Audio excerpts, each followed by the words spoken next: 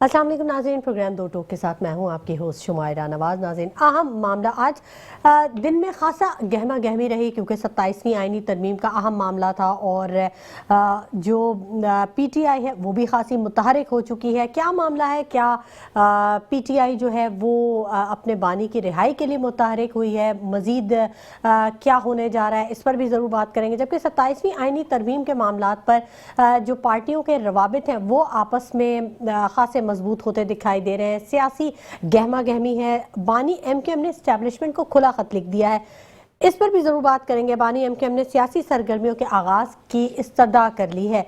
वफाक और KP में जो तलखियां हैं उस हवाले से भी हम ज़रूर गुफ्तगू करेंगे कि क्यों ये तलखियां हैं और कहाँ और किस हद तक इनको कम किया जा सकता है। जबकि कराची में जो मामलात हैं वो खासे बिगड़ते जा रहे हैं। ट्रैफिक के मामलात हाथों से निकलते हुए महसूस हो रहे हैं। वैसे तो चालान पे हर जगह, हर गली, हर सड़क पे कैमरे नस्ब हैं और चालान आपको ज़रूर पता ही होगा इस बारे में कि 6 घंटों में 1.25 करोड़ के चालान किए गए। लेकिन डंपर हादसात में कोई कहीं कमी वाकया नहीं हुई और आज भी 2 इंतहाई अफसोसनाक वाकयात हुए जिसमें 2 कीमती जानों का ज़िया हुआ और जो लवाहिकीन थे वो मुतालबा कर रहे हैं, अहले इलाका मुतालबा कर रहे हैं कि फौरी तौर पर इन कातिलों को सज़ा दी जाए और कैफिर किरदार तक पहुँचाया जाए। जबकि डंपर एसोसिएशन के जो सदर है लियाकत महसूद, उनकी जानिब से एक बड़ी अजीब सी हरकत हुई है कि उनके गार्ड ने भी फायरिंग की है, लोगों पर स्ट्रेट फायर किया है और उन्होंने खुद भी की है, जिस पर उनका मुकदमा भी किया गया और फौरी तौर पर उन्होंने कबल गिरफ्तारी ज़मानत जो है वो भी करवा ली और उनकी ज़मानत हो भी गई।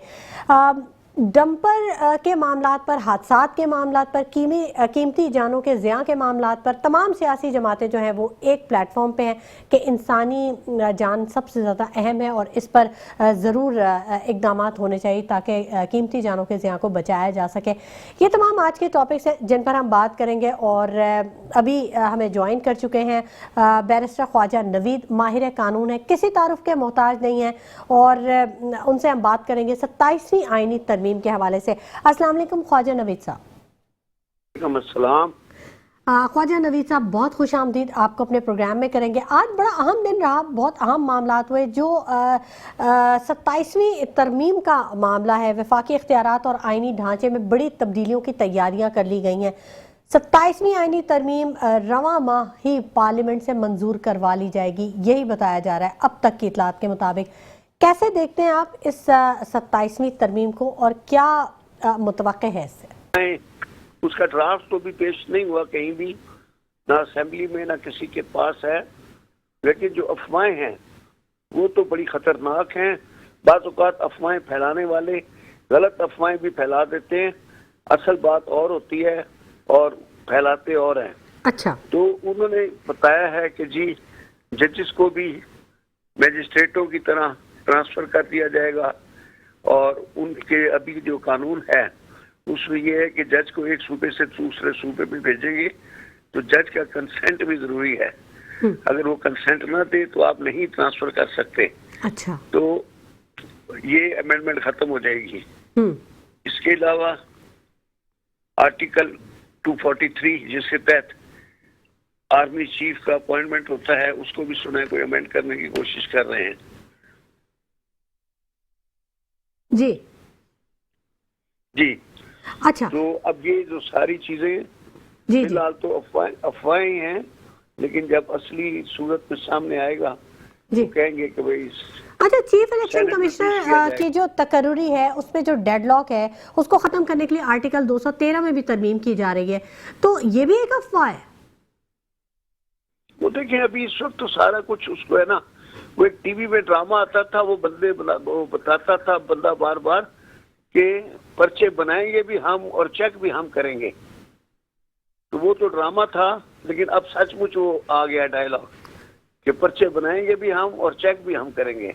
अच्छा, ख्वाजा नवीद साहब, अब मौका तो फिर वही नून लीग को ज़रूरत पड़ जाएगी दूसरी सियासी जमातों की सपोर्ट की और उन्होंने सपोर्ट मांग भी ली है, हिमायत मांग ली है पीपल्स पार्टी से, हमेशा की तरह जैसे हुकूमत बनाने के लिए उन्होंने मांगी थी। तो ये इस मौके पर पीपल्स पार्टी और नून लीग के दरमियान जो इख्तलाफात थे उसे आप कैसे देखते हैं? क्या कहीं कोई कॉम्प्रोमाइज होने जा रहा है? दोनों के गुरु तो एक ही है ना, तो जब उन्होंने इनके इख्तलाफात खत्म करने होते हैं तो फूंक मारते हैं, इख्तलाफात खत्म हो जाते हैं। और समझ रहे हैं आप, तो ये सारा फूंक पे चल रहे हैं। अच्छा, तो आप समझते हैं कि बिहाइंड द सीन कुछ और है और सामने कुछ और दिखाया जा रहा है? बस से आईना मेरा अक्स है, क्या सरे आईना मेरा अक्स है, पसे आईना कोई और है। अच्छा, तो मैं ख्याल हूँ किसी और का मुझे सोच। ठीक है, तो ख्वाजा नवीद साहब कुछ बताएं ना, आखिर पसे आईना क्या है? आपके पास तो जाहिर है आप भी कानून जानते हैं, आईनी माहिर हैं। जी, ये जो इन्फॉर्मेशन है वो यही है कि जो बड़ी बड़ी अमेंडमेंट्स आ रही हैं जिसमें अदलिया की आज़ादी के ऊपर कदगन होगा और अदलिया आज़ाद नहीं रहेगी और जज इंसिक्योर हो जाएंगे। किसी भी जज को आधी रात को उठा के ट्रांसफर किया जा सकता है अगर उनका फैसला पसंद नहीं आया। लिहाजा सारे जज जो हैं वो मुहतात हो जाएंगे फैसला करते वक्त, ताकि कहीं अगले सुबह ट्रांसफर ना हो जाए। तो जब अदलिया की आज़ादी छिन जाएगी तो फिर तो कोई मसला है ही नहीं। अच्छा, तो मतलब ये सारी पार्टियां, जाहिर है नून लीग को सपोर्ट की ज़रूरत होगी, तो ये जो बातें आप कर रहे हैं, जिस कानून की आप बात कर रहे हैं, तरमीम की आप बात कर रहे हैं, ये तो सबको पता होगा, तो फिर इसमें मफादात की सियासत कहीं कॉम्प्रोमाइज़ होने जा रही है? नहीं, इसमें मफादात कोई नहीं हुई है। ये सिर्फ ये दिखाना होता है कि भाई बड़े बहस मुबाहिस के बाद ये तरमीम हुई है। अदरवाइज तरमीम ऑलरेडी मौजूद है, रेडी है। बिलावल भुट्टो ने पढ़ भी ली है, उन्होंने अपना ट्वीट भी कर दिया है। तो वो तरमीम तो आ गई है, लेकिन अभी उसको पास नहीं किया गया। देखें, लेकिन कोई भी तरमीम अगर एजेंडा बनाया जाता है, कोई भी तरमीम की जाती है, तो उसके लिए पहले तो पार्लियामेंट के पास जाएगा ना। वो पहले तो वहां से मंजूरी जब तक नहीं होगी कैसे पार्लियामेंट में होगी, फिर सेनेट में जाएगी। जी जी जी, सेनेट में जाएगी। तो जब तक सेनेट उसकी अप्रूवल नहीं देता कैसे कोई भी कानून नहीं बनता। जी बिल्कुल सरुस्त कह रही हैं आप। लेकिन अब आपको पता है ना कि सारी सेनेट भी और पार्लियामेंट भी जुर्रू वाली है। वो अब ये बीच में ये गद ना करे जो तहरीक इंसाफ वाले जी, अब ये जो है पता नहीं वो क्या स्टैंड लेते हैं। वो तो इनके अगेंस्ट जाएंगे और उनकी कितनी मेजॉरिटी है, क्या है, फिगर क्या है, उस हिसाब से अगर उनकी तादाद ज्यादा बनती है जी तो फिर तो नहीं होगी अमेंडमेंट। देखिए, सलमान अकरम राजा साहब ने तो कह दिया है कि बिलावल भुट्टो के ट्वीट से सामने आने वाली बातें बड़ी खतरनाक हैं और 27वीं तरमीम को हम रद्द करते हैं। तो उन्होंने तो बयान दे दिया अपना। ये किसने दिया बयान?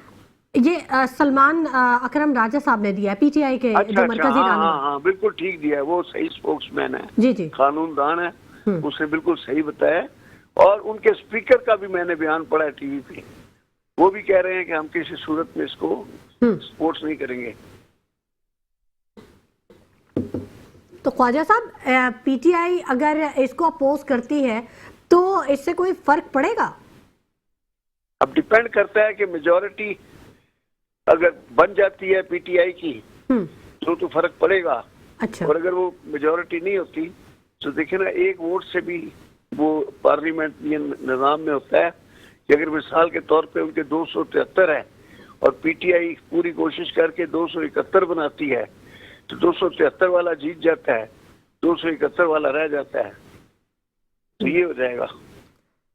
अच्छा, ख्वाजा नवीद साहब, क्योंकि आप जी जी, आप क्योंकि कानूनदान हैं, कानून जानते हैं और बड़ी पोस्ट पे भी रह चुके हैं, आज़ाद अदलिया के एक अहम ओहदे पर भी फाइज रह चुके हैं, तमाम चीज़ें जानते हैं, कोई मैसेज देना चाहेंगे, कोई तजवीज़ देना चाहेंगे, क्योंकि आप सियासत पर भी नज़र रखते हैं और मौजूदा हालात भी आपके सामने, हुकूमत को कुछ कहना चाहेंगे आप? जी, मेरी गुजारिश ये है कि इस तरह की तरमीम लाएं जो प्रैक्टिकल हो और जिसमें अदालत की आज़ादी के ऊपर कदगन ना हो और जज आज़ाद रहें और जिस तरह से काम कर रहे हैं वैसे ही काम करते रहें। और दूसरा भी इसमें एक और भी है, इलेक्शन कमिश्नर भी अपॉइंट करना होता है, उसमें भी तरमीम हो रही है।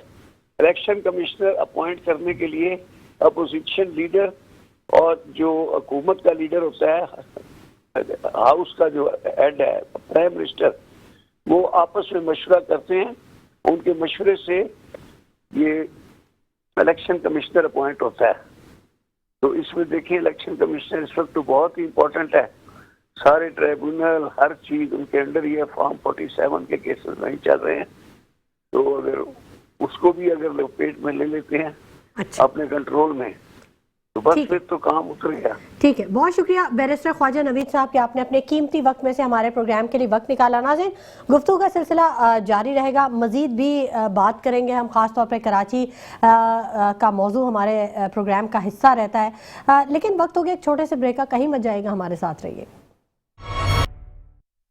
वेलकम बैक नाज़रीन, गुफ्तगू के सिलसिले को हम आगे बढ़ाएंगे और बात हम कर रहे हैं 27वीं तरमीम के हवाले से, क्योंकि बहुत सारी चीज़ें जो अब सामने आ रही हैं, बहुत से बयानात सामने आ रहे हैं, कानूनी क्या इस पर नुक्ता नज़र है, इसी के लिए जानने के लिए हमने रब्ता किया बैरिस्टर हसन साबिर साहब से। MNA हैं MQM के, इनको खुशामदीद कहेंगे अपने प्रोग्राम में। अस्सलाम वालेकुम बैरिस्टर हसन साबिर साहब। जी वालेकुम अस्सलाम।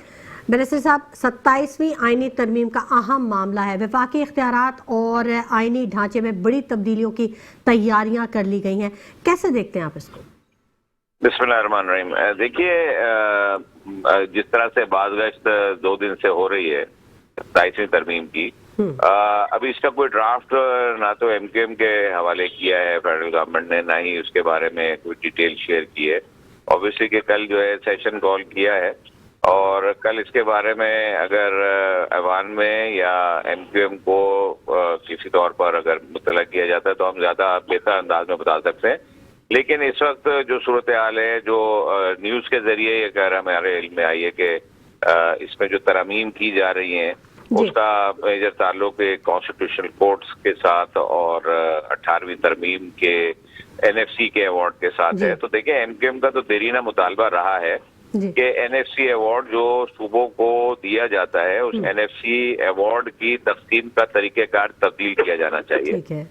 जो 18वीं तरमीम के अंदर जो असल उसकी लेटर स्पिरिट थी, उस तरह से सूबों ने काम नहीं किया। खास तौर पर सिंध के अंदर अगर देखेंगे तो डेवोल्यूशन ऑफ पावर्स जिस तरह से आर्टिकल 140A के अंदर इंसर्ट की थी उस वक्त जब तरमीम की गई, तो उस तरह से तमाम सूबों ने, बेखुसूस सिंध के अंदर, उसको डेवोल्यूशन के तौर पर नहीं लिया गया।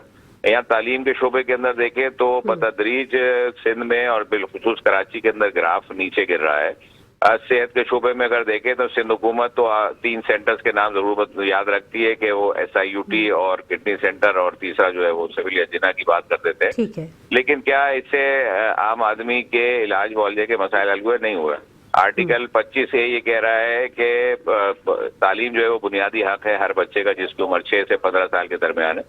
उसको लाजमी तौर पर फ्री एजुकेशन प्रोवाइड करेगी हुकूमत। लेकिन आज तक मुझे बता दें कि किसी भी सरकारी अस्पताल के अंदर क्या वो हालात, वो मौके मैसर कर दिए गए हैं कि बच्चे सरकारी स्कूलों के अंदर तालीम हासिल कर रहे हो? ऐसा भी नहीं हुआ।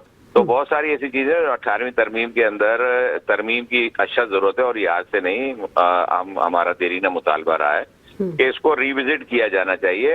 18वीं तरमीम और NFC को इसलिए वज़ा किया गया था ताकि अवाम के मसाइल हल हो सकें, जो फायदा है वो अवाम को हासिल हो, वो मॉनेटरी गेन की सूरत में सूबों को ना मिल जाए, जबकि वो तमाम अवाम जो 25 करोड़ अवाम है उस तक जाना चाहिए। लेकिन ऐसा कुछ भी नहीं हुआ। 15 साल के अरसे में पाकिस्तान की आवाम जो है वो इस वक्त जिस हालत में है, जो माशी तौर पर अदम इस्तेहकाम का शिकार हो गई है, जिसके पास कोई जॉब गारंटी नहीं है, एजुकेशन नहीं है, तो बिल्कुल इसके अंदर होनी चाहिए। और हम इसके अंदर बिल ऑलरेडी हम भी पहले से दे चुके हैं नेशनल असेंबली के अपनी अंदर। सिफारिशात आपने दी हैं? हेलो जी, अपनी सिफारिशात आपने दी हैं? देखिए, सिफारिशात तो मैंने आपको अर्ज किया कि 18वीं तरमीम के हवाले से जो चीजें तरमीम के लायक हैं वो सबसे इम्पोर्टेंट है आर्टिकल 140A, जिसमें डेवोल्यूशन ऑफ पावर की जरूरत है कि जब आप सूबों को जब ये इख्तियारात दिए गए थे तो सूबों को आगे ये पाबंद किया था आर्टिकल 140A ने कि वो मजीद नीचे जो है वो थर्ड टियर ऑफ गवर्नमेंट यानी लोकल गवर्नमेंट को डिवॉल्व करेंगे, लेकिन पाकिस्तान के किसी भी सूबे ने डिवॉल्व नहीं किए।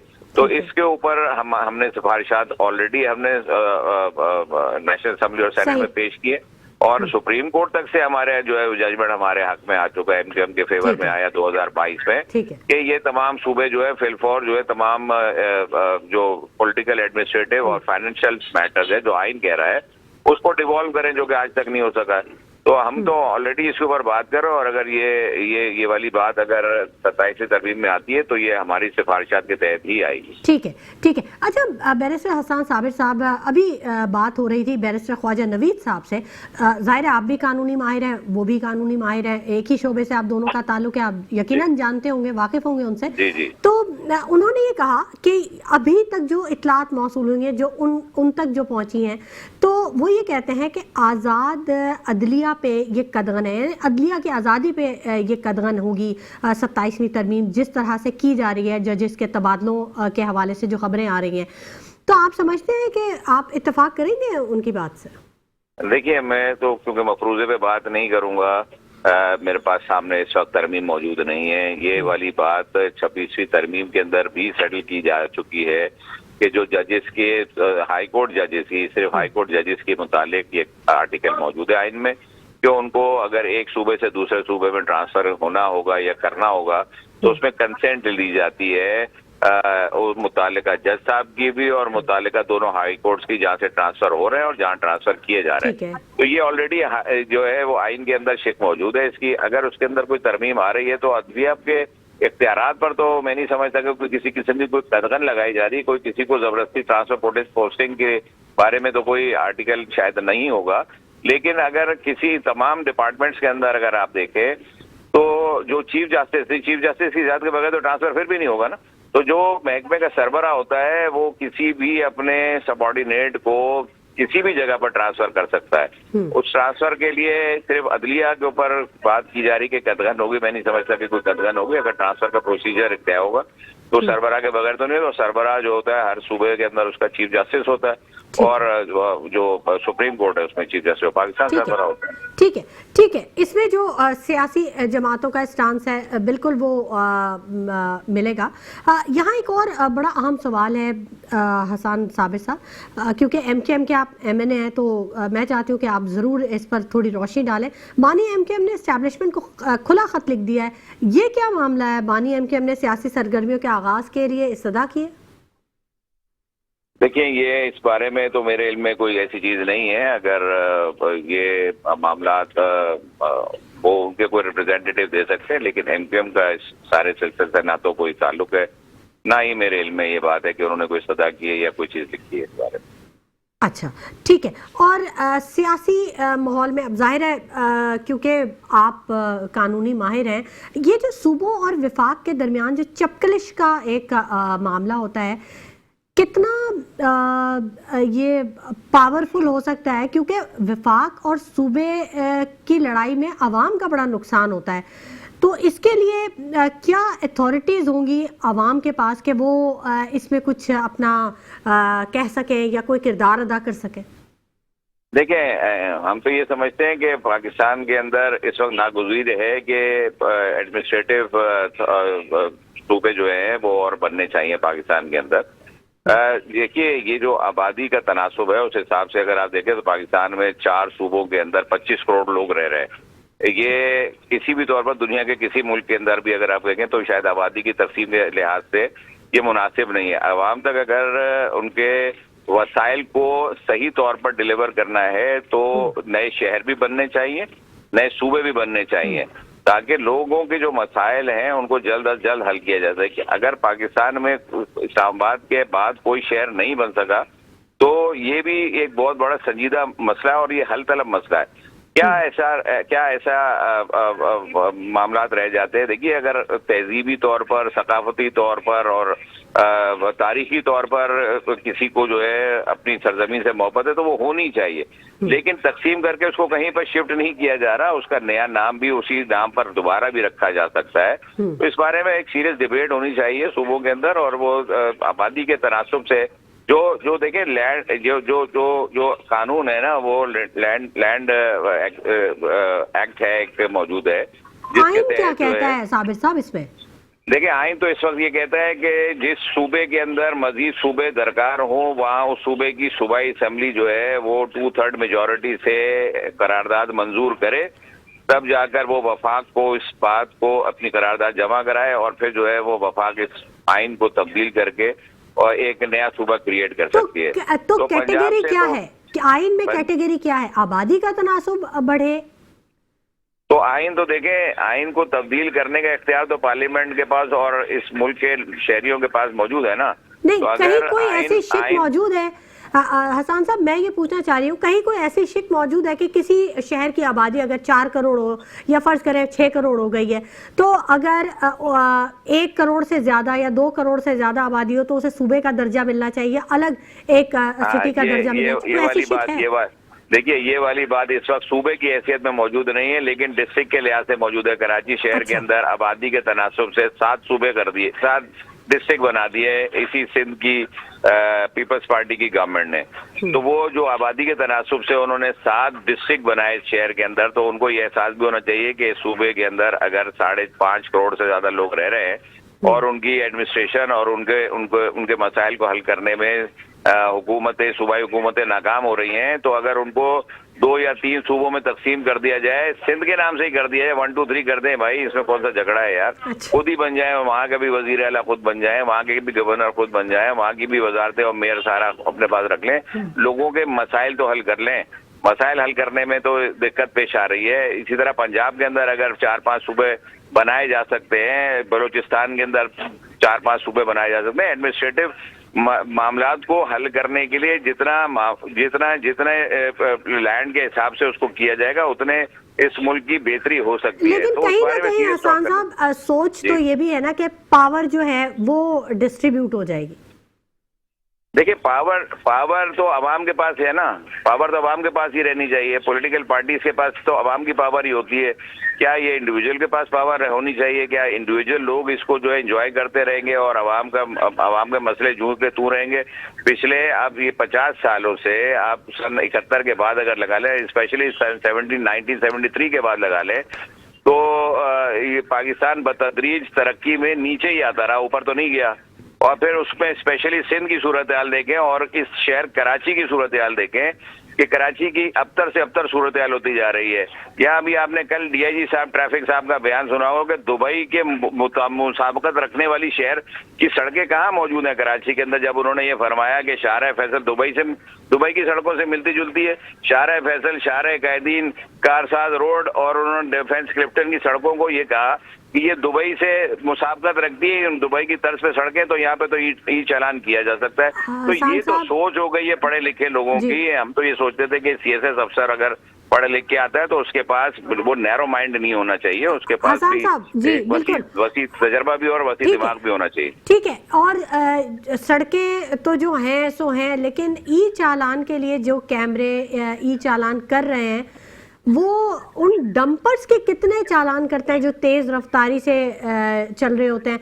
आज ही 2 अफसोसनाक वाकयात हुए हैं जिसमें 2 कीमती जान चली गई है, और आपके ही एक रुकन कामरान फारूक साहब ने भी एफआईआर दर्ज करवाई है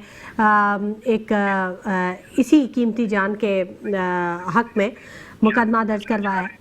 तो आप ये बताइए ना कि इन मामलों में कहाँ तक पहुँच रही है सिंध हुकूमत?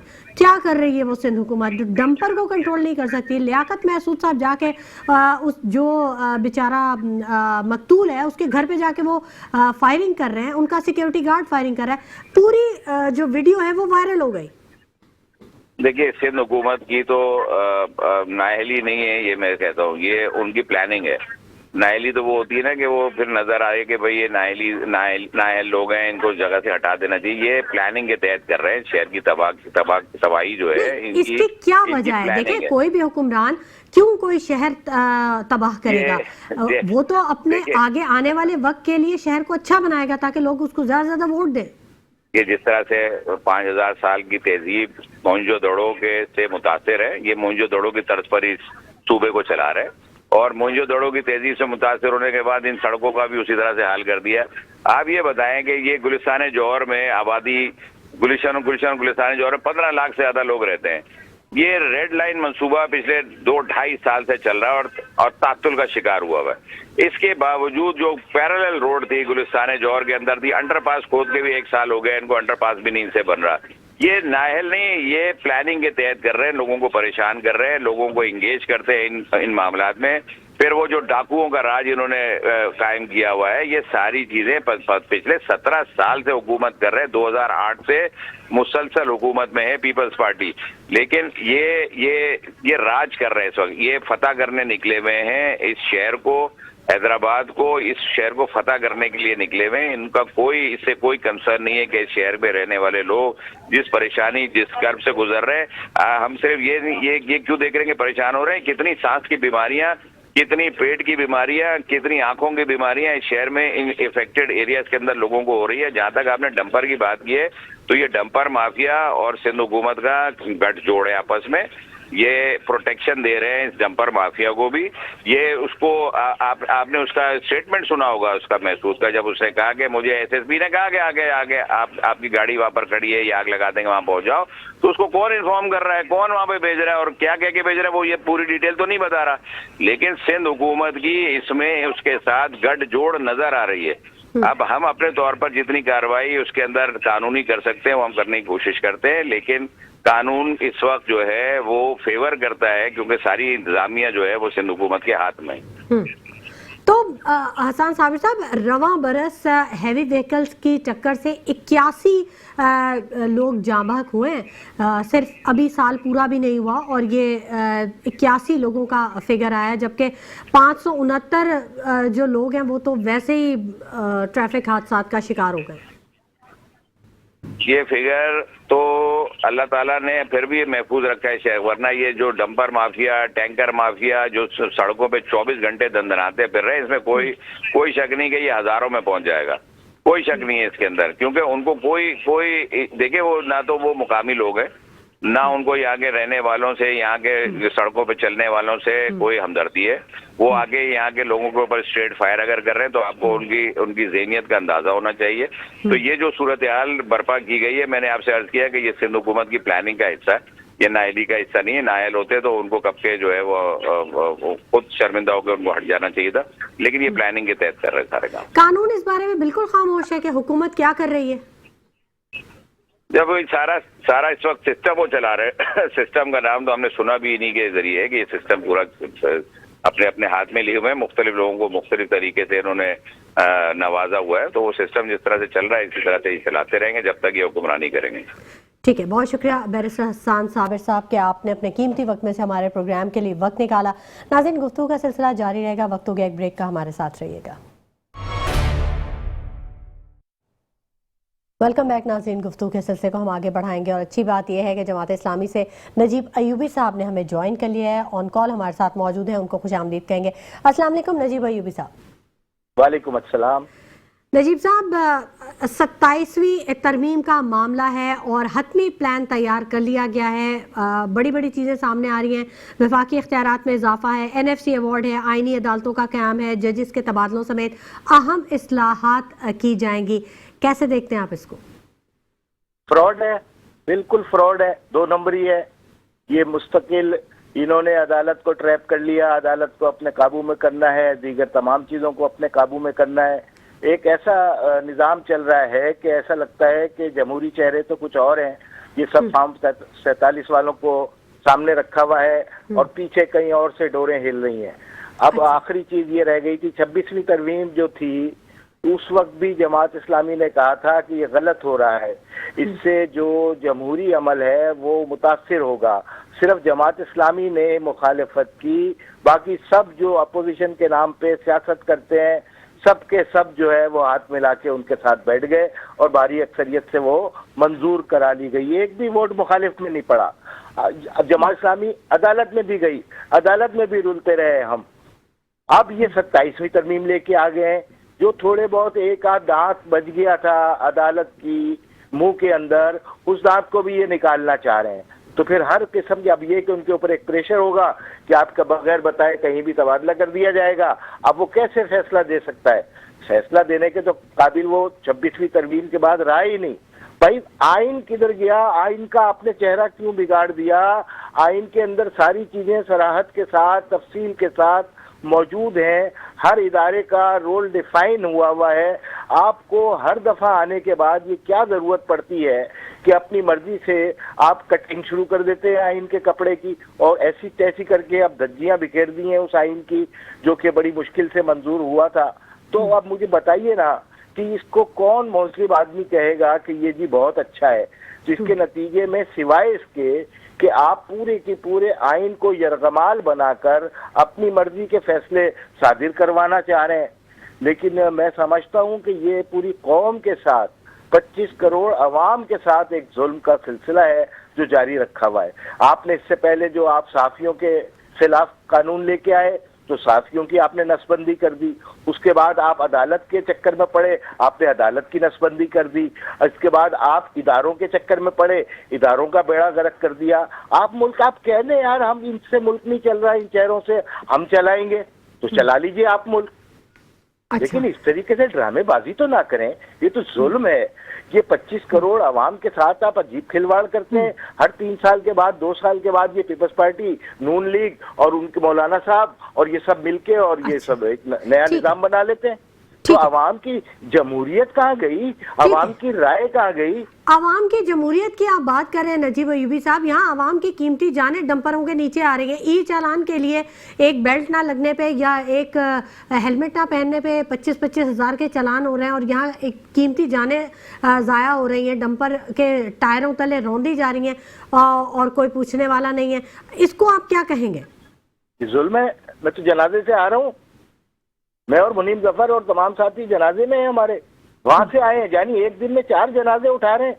आप अंदाजा तो कीजिए, इनकी बेहिसी का आलम तो देखिए। इन्हें पड़ी हुई है 25-25 करोड़ रुपए योमिया चालान करने की, कि आप निजाम बनाते नहीं है। सिर्फ इस साल जो अभी हम नवंबर में बैठे हुए हैं, ट्रेलर से हैवी ट्रेलर्स जो चलते हैं 82 आदमी चले गए, मर गए। मजदा ट्रक ने 19 जाने ले ली। वाटर टैंकर जो पूरी कराची में दंदनाते फिरते हैं, जिसकी कोई नंबर प्लेट नहीं होती, और अगर हो भी तो वो लसबेला की नंबर प्लेट होती है, तो आप कैसे पकड़ेंगे उनको? उन्होंने 50 के करीब अफराद को हलाक कर दिया। और ये जो डंपर माफिया है इसने 40 अफराद को हलाक कर दिया। इस सिर्फ 9 महीने 11 महीने के अंदर 734 अफराद अपनी जान से चले गए। जनाब 34 हो गई, 34। अलमिया ये है। और आपको लगी हुई है वो कैमरे लगाने की। अब कैमरे लगाओ ना, डंपर को क्यों नहीं पकड़ते, ट्रेलर को क्यों नहीं पकड़ते? इसलिए कि पीछे से तो ये तुम्हारे वजीर आला हाउस के अंदर जाते हैं, हार पहनाते हैं, गप्पे लगाते हैं। ये सारी मीडिया रिपोर्ट करता है चीजें। क्या जरूरत थी महसूद को वहां जाके फायरिंग करवाने की? वो औरतें अपने बच्चों के गम में रो रही हैं। वहां जनाजे का समा है, लोग उठा रहे हैं, मुश्तइल हैं। ये बॉडीगार्ड लेके वहां पहुंच के वहां पर तकरीरें झाड़ रहे हैं। क्या जरूरत थी इसको? ये एक साजिश के तहत मैं समझता हूं कि पीपल्स पार्टी लिसानियत का रंग देकर लोगों को लड़वाने का अमल कर रही है। कराची को लावारिस बना दिया। मेरी बात सुनो, कायदाबाद के अंदर आज 2 अफराद हलाक हो गए, तीनट्टी में 2 अफराद चले, एक फर्द चला गया, और उसके बाद रामस्वामी में ये 24 घंटे में 4 हलाकतें हो चुकी हैं। नजीब अयूबी साहब बिल्कुल दुरुस्त कह रहे हैं आप कि कीमती जानों का जो ज़िया है वो आज बहुत हुआ और हुकूमत की तरफ से कोई एक्शन नहीं लिया गया। कराची में ई चालान निज़ाम भी डंपर माफिया को लगाम नहीं डाल सका है। अहम बात यह है कि लियाकत महसूद के खिलाफ जो पहली FIR दर्ज की गई है, समाजी कारकुन है अब्दुल कादिर मलाला साहब, वो हमारे साथ टेलीफोन लाइन पर आ चुके हैं, उनसे भी बात कर लेते हैं। नजीब अयूबी साहब, आप हमारे साथ ही रहिएगा, आप भी सुनिए कि क्या कह रहे हैं अब्दुल कादिर मलाला साहब। अस्सलाम वालेकुम अब्दुल कादिर साहब। जी वालेकुम सलाम। सबसे पहले आपका शुक्रिया। जिस तरीके से अभी मैं नजीब भाई की बात भी सुन रहा था और आप भी जिस तरीके से बात कर रही थी, बात असल ये है कि शेर कराची को लावारिस समझ लिया गया है। इस शेर कराची के नौजवान की अहमियत का अंदाजा आप ये लगा लें कि इन्होंने भेड़ बकरियों के जो बच्चे होते हैं ना, उससे भी बदतर कराची के नौजवानों को समझा हुआ है। ये कोई पहला वाकया नहीं है शेर कराची के अंदर, इससे पहले कई सौ सैकड़ों ऐसे वाकयात हादसा रोनुमा हो चुके हैं और हर वाकये के अंदर ये लियाकत मसूद अगवानी वहाँ पहुंचता है, इश्तिहार तकारीर करता है, खुल्लम खुल्ला असले का इस्तेमाल करता है, आवाम के ऊपर सीधी फायरिंग करता है। ये कोई पहला वाकया नहीं है। अलहमदुलिल्लाह ये हमारे इलाके में हुआ है तो हमने इसके ऊपर स्टैंड लिया और हम इसको परसों भी कर रहे हैं और आगे हम इसके अंदर दहशतगर्दी की दफात भी लगाएंगे, इस केस को आगे लेके चलाएंगे। हमारे इलाके का एक नौजवान था शाहिद भाई का बेटा, इसके वालिद साहब का एक छोटा सा पान का खोखा है। ये शाहजेब पूरे घर का वाहिद कफील था। तो अब्दुल कादिर साहब, इतलात तो ये मौसूल हो रही है कि कबल गिरफ्तारी जमानत भी हो चुकी है 50,000 के मचलके पे। नहीं, वो जमानत कबल गिरफ्तारी आज उन्होंने दरखास्त जमा कराई है, मगर वो इंटीरियम बेल है, वो कंफर्म नहीं भी है। उसकी 6 तारीख की डेट लगी हुई है। इंशाल्लाह ताला परसों हम अपनी वकला टीम के साथ वहाँ पहुंचेंगे। ये लियाकत मसूद अगर इतना ही बड़ा बदमाश होता ना, आज ये अपने मुंह पे मफलर बांध के, रुमाल बांध के, अगवानियों वाले स्टाइल में कोर्ट में पेश हुआ है और मिन्नत समाजत करके जैसे जैसे करके इंटीरियम बेल दिए। इसके अंदर जो सेक्शन है FIR के अंदर 149 और 337 पे ये नॉन बेलेबल है, तो इसको हम परसों भी करेंगे इंशाल्लाह ताला। मेरे एडवोकेट से भी हमारी बात हो गई है, हम परसों जाएंगे, फैमिली को भी, मुतासरा फैमिली को भी साथ लेके आएंगे, उस केस को परसों करेंगे। तो अब्दुल कादिर साहब, आपको भी कोई थ्रेट्स वगैरह आई है सुना? जी मैम, बात ये रात से जब से हमने FIR करवाई है, मुझे फैमिली को मुतादिद जगहों से थ्रेट्स आ रही हैं, अननोन नंबरों से कॉल्स आ रही हैं। मेरे ऑफिस में यहाँ तक के पैगाम दे के गए कुछ लोग के बाद ये कि ऑफिस उड़ा देंगे, अब्दुल कादिर मेमन को उड़ा देंगे, ये कर देंगे, वो कर देंगे। तो मेरा ईमान है मेरे रब की जात के ऊपर कि अल्लाह वाहदहू ला शरीक है और जो रात मेरी कब्र की है वो है, उसको कोई नहीं बदल सकता। बाकी इंसान अगर मारना चाहते तो शायद बहुत पहले मार चुके होते, तो इंसानों से नहीं है कोई किसी भी किस्म का कोई डर। अच्छा अब्दुल कादिर साहब, आप हमारे साथ ही रहिएगा, नजीब अयूबी साहब से भी बात कर लेते हैं। नजीब अयूबी साहब, सुनिए आपने इनकी गुफ्तगू कि अगर कोई किसी हक के लिए आवाज भी उठा रहा है तो उसको भी थ्रेट्स मिल रही हैं मुख्तलिफ टेलीफोन कॉल्स पे। जी ऐसे ही है। ये मैं तो खराज तहसीन पेश करता हूँ अब्दुल कादिर को और अहले मोहल्ला को कि उन्होंने आगे बढ़ के इस माफिया को लगाम देने की कोशिश की है। जमात इस्लामी इनके साथ है, कानूनी मुशावरत में अगर हमें चाहेंगे हम इनके साथ होंगे, हमारे वकला की टीम मौजूद है। मुझे आप ये बताइए कि ये सेफ सिटी प्रोजेक्ट कहाँ चला गया? ये सेफ सिटी के कैमरे लगने थे जिसमें ये डंपर लोडर ये सारी चीजें पकड़ी जाती, डकैत पकड़े जाते। 34,000 मोटरसाइकिलें इन 8-9 महीने के अंदर चोरी हो गई हैं और ये सारा निजाम एक धंधा चल रहा है। कभी नंबर प्लेट के नाम पे धंधा चल रहा है, कभी ई चालान के नाम पे धंधा चल रहा है। आपने कराची को दिया क्या है? रोडें आपकी बर्बाद है, 70% सिग्नल खराब है, किसी जगह साइन बोर्ड नजर नहीं आते, लेन की मार्किंग नजर नहीं आती। आप बेल्ट को देख रहे हैं, बस कैमरे पे बेल्ट को देख रहे हैं। तो अरे भाई टैंकर को भी तो देखो, डंपर को भी तो देखो, वो कितने नौजवानों को, वो 733 अफराद को खा गए भाई इस शहर के। तो आपने यहाँ क्या दिया? कराची को आपने बर्बाद कर दिया। एक सीवरेज का सिस्टम आपको से 15 साल में नहीं बन सका S2। आपने कराची की KCR प्रोजेक्ट रेल का 5 दफा जाली वजीर आके इफ्तिताह करके चले गए, आज तक वो नहीं आपसे चल सका। K4 का वाटर का मंसूबा 500 MGD पानी जो कराची को मिलना था 22 साल हो गए हैं, 22 साल। जो आखिरी अफगानी और नेमतुल्लाह दे गए थे जमात इस्लामी के मेयर हजरात, उसके बाद एक कतरा बूंद पानी आपने नहीं दिया कराची को। आपके पास सिंध के अंदर, कराची के अंदर कराची की पुलिस मौजूद नहीं है, कराची के रखवाले मौजूद नहीं है, तो आप कब्जा कर रहे हैं।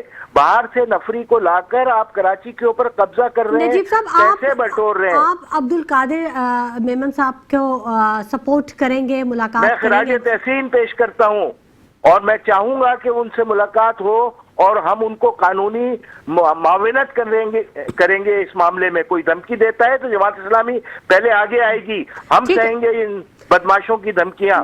नजीब साहब, हमारी टीम बिल्कुल राब्ता करवाएगी, बिल्कुल हम भी अपना किरदार अदा करेंगे, हमारी टीम बिल्कुल आपसे उनका राब्ता करवाएगी अब्दुल कादिर साहब से। अब्दुल कादिर साहब, बहुत सपोर्ट मिल रही है आपको अवामी तरफ से भी, और अब MQM पाकिस्तान की जानिब से, दूसरी सियासी जमातों की, और अब जो जमात इस्लामी है नजीब अयूबी साहब ने भी आपको पेशकश कर दी है कि कानूनी मावनत के हवाले से कोई भी ज़रूरत हो तो आप उनसे रब्ता कर सकते हैं, हम भी आपका रब्ता करवा सकते हैं। तो यहाँ तो बहुत ज़्यादा सपोर्ट मिल रही है। आप अपनी और अपनी फैमिली के सिक्योरिटी के लिए आपने कोई इक़दाम किए हैं, कहीं कोई दरख्वास्त दी है सिक्योरिटी प्रोवाइड करने के लिए हुकूमत को?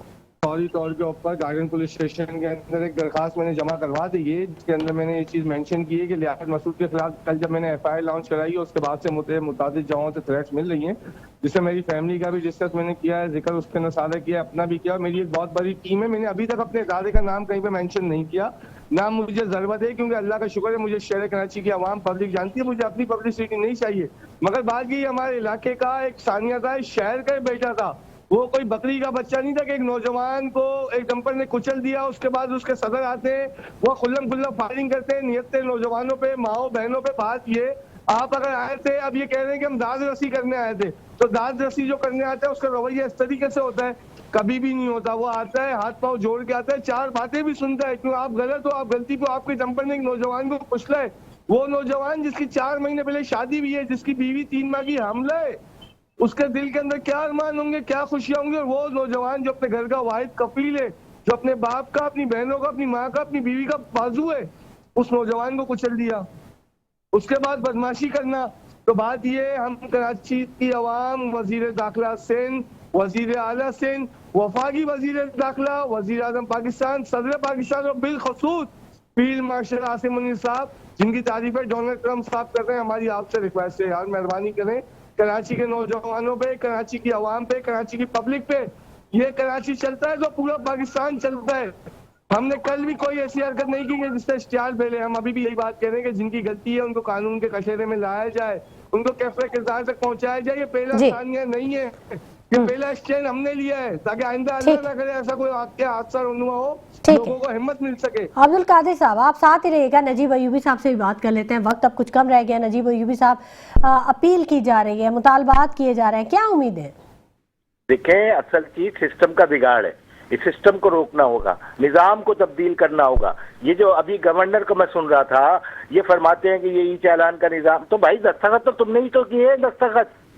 दस्तखत कोई और पंजाब के वजीर आला ने थोड़ी किए, सिंध के गवर्नर ने दस्तखत किए। तुम MQM के आदमी हो, तुम्हारे MQM तुम्हारे साथ है, तुमने दस्तखत किए, कराची के ऊपर ये तोहफा डाल दिया जबरदस्ती का। तो इस तरीके से लोग अपने आप को बचा नहीं सकते। इस पूरे निजाम के अंदर ये सब सियासी लोग एक साथ एक इकट्ठ है इनका कराची को लूटने का, और आपस में ये चोचे लड़ा रहे होते हैं, आवाम को दिखाने के लिए मुखालिफत कर रहे होते हैं। तो गवर्नर MQM का है, गवर्नर ने दस्तखत किए और पीपल्स पार्टी की आशीर्वाद के साथ सारा मामला हुआ है, तो ना पीपल्स पार्टी इससे बच सकती है, ना गवर्नर सिंध इससे बच सकते हैं। तो पूरी कराची को आपने जो है ना वो दूध देने वाली गाय समझा हुआ है, और हर हिस्से से काट रहे हैं कराची को। हर ऐसा सिस्टम नहीं चलेगा बीबी। ये हालात बड़े खतरनाक रुख पे चले जाएंगे। जमात इस्लामी की पूरी कोशिश ये है कि संजीदा हलकों को आगे आना चाहिए। अब्दुल कादिर जैसे नौजवानों को हम पूरा प्रोटेक्ट करेंगे, और जमात इस्लामी ये सारी कोशिशें अपनी कर रही है, और इसको हम किसी और तरफ नहीं जाने देंगे। लियाकत महसूद पिछले डंपर के जो गिरफ्तार शुदगान थे, उनको भी ऐसी कमजोर FIR बना के रिहाई दिलवा दी गई है। और अभी जो सुनने में आ रहा है कि इसकी कबल जमानत गिरफ्तारी जो है वो जमानत मंजूर कर ली गई है, तो इसको भी डिटेन किया जाए। और ये हर जगह ये असले की नुमाइश, एक नया कल्चर शुरू हो गया है कि जो जिसको मारता है और असला निकाल के दादागिरी के साथ पुलिस थाने जो है वो हुकूमत खाने बन चुके हैं शहरियों पर। जनाब ये तो सब देख रहे हैं ना, हम भी देख रहे हैं, लेकिन ये जुल्म का निजाम है। मैं यही तो अर्ज कर रहा हूँ, इस पूरे सिस्टम को मुतासरा फैमिली के लिए क्या करेगी जमात इस्लामी? हम मिल के आए, जमात इस्लामी मिल के आई है, जमात इस्लामी हर मुमकिन ताउन करेगी। हमने उनके वालिद साहब से मुलाकात की है, तमाम लवायकीन से मुलाकात की है। ये इनफरादी तौर पे आगे बढ़ के काम करने का भी है, और इज्तिमाई तौर पे भी तमाम फैमिलीज को सपोर्ट करने का मामला है। लेकिन वो इदारे जिनकी ये जिम्मेदारी बनती है, वो किस जगह खड़े हैं, सवाल तो ये पैदा होता है। उनको कैफरे किरदार तक कौन पहुंचाएगा? इस पूरे सिस्टम को लगाम कौन देगा? ये ई चालान के नाम पे, नंबर प्लेटों के नाम पे, और सिर्फ गाड़ियों वालों को, जो कराची में मोटरसाइकिल वाले जो 1 महीने की तनख्वाह एक चालान में निकाल दे, 1 महीने की तनख्वाह पूरे चालान के अंदर, 200 रुपए का चालान लाहौर में, और कराची में वही चालान 5,000 रुपए का, तो वहां 500 रुपए का चालान या 10,000 रुपए का चालान। क्या समझा हुआ है कराची को? आप जानबूझकर ऐसे हालात पैदा कर रहे हैं कि मुल्क तसादुम की तरफ जाए। कराची का माशी हब है पूरे पाकिस्तान का, आप इसका पहिया रोकना चाहते हैं। ये जुल्म के निजाम को रुकना होगा, और जमात इस्लामी आगे बढ़कर इंशाल्लाह इसको लगाम देगी। हम इन सारे चेहरों को बेनकाब करेंगे जो इस कानून के पीछे इनकी मदद करते हैं। ठीक है, ठीक है। अब्दुल कादिर साहब से भी लास्ट मिनट है, तो उनसे भी जरूर बात कर लेते हैं, लास्ट मैसेज उनसे ले लेते हैं। अब्दुल कादिर साहब, कुछ कहना चाहेंगे आप? मेरा लास्ट मैसेज सिर्फ यही है कि जितनी पॉलिटिकल पार्टीज हैं, बिलखसूस सिंध गवर्नमेंट, वफाकी गवर्नमेंट से हम गुजारिश करना चाहते हैं, ये जो शाहजेब लड़का जो बेचारा शहीद हुआ है जंपर हादसे में, क्योंकि जो एक्सीडेंट होता है वो शहीदी कहलाता है, मेरी आप तमाम से रिक्वेस्ट है, ये अपने फैमिली का वाहिद कफील था। तमाम गवर्नमेंट के नुमाइंदे, तमाम प्राइवेट लोग जो इनकी मदद कर सकते हैं मैदान अमल में आए।